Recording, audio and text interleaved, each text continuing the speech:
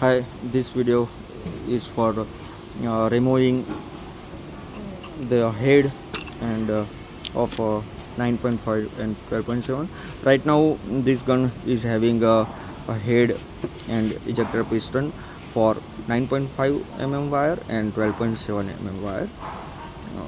Now if you want to stage the 15.2 wire, let's see how we have to reattach the front head and ejector piston suitable for 15.2 wire mm wire.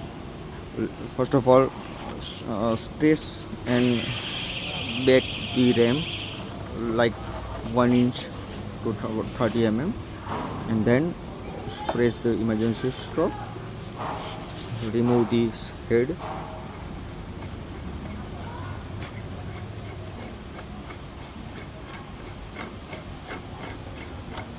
This head presently having a spring and ejector piston for 9.5 mm and 12.7 mm. If you want 15.2 mm wire, replace this head with the spring and ejector piston. Put the spring inside the head, put the ejector piston also inside this head, and